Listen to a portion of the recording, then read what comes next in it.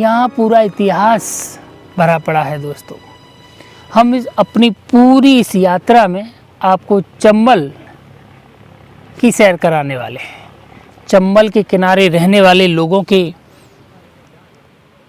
विचार, उनके व्यवहार, उनकी स्थिति, उनकी आस्था, उनकी संस्कृति, इन सब से परिचित कराने वाले हैं। अब इसके बाद हम आपको ले चलते हैं बटेश्वर मंदिर समूह की तरफ। गुर्जर प्रतिहार काल के लगभग 100 मंदिरों का एक समूह है।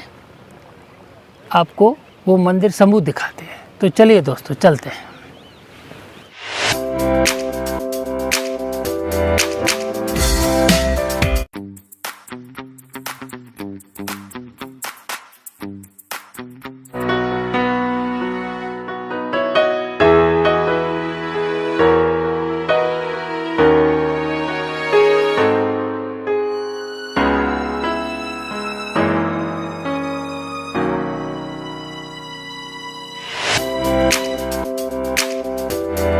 बटेश्वर के इतने सारे मंदिरों का जो खूबसूरत समूह आप जो देख रहे हैं, ये दरअसल पुरातत्ववेत्ता के मोहम्मद की मेहनत का फल है।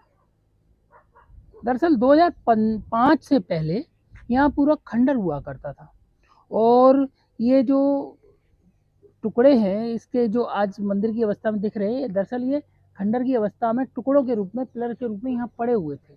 और यहाँ डाकुओं का वास हुआ करता था, कोई भी नहीं आता था, घनघोर जंगल हुआ करता था।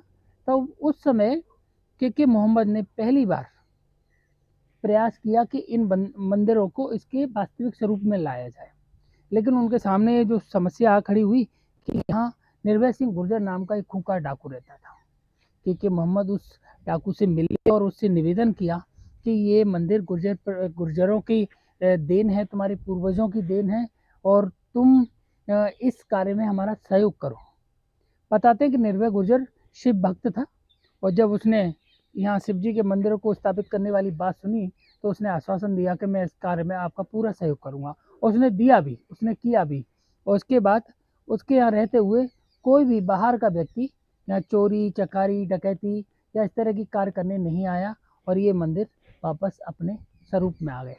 तो चलिए दोस्तों, चलते हैं, आपको पूरे मंदिरों की एक झांकी एक बार दिखाते हैं।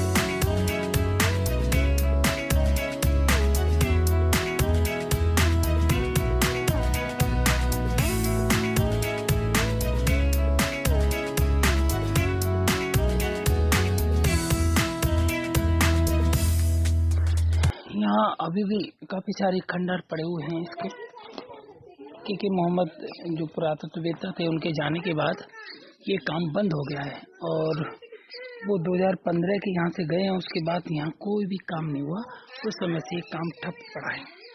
ये आज वैसी की वैसी स्थिति में है। आप यहाँ चिड़ियों की आवाज़ भी सुन रहे होंगे, और ये मोरों को आप यहाँ पर भ्रमण करते हुए देख रहे हैं।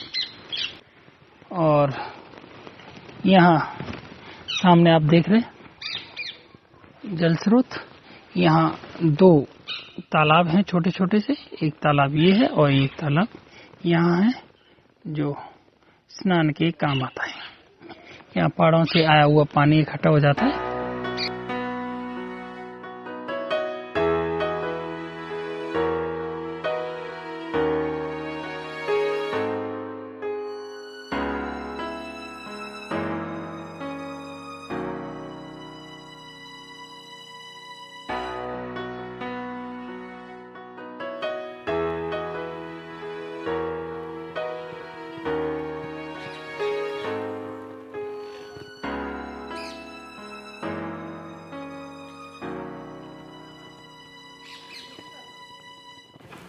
दोस्तों और सारे मंदिर तो यहाँ अभी जीर्णोद्धार की स्थिति में है, लेकिन एक मंदिर है जहाँ अभी पूजा होती है, और वो मुख्य मंदिर जो है वो ये मंदिर है।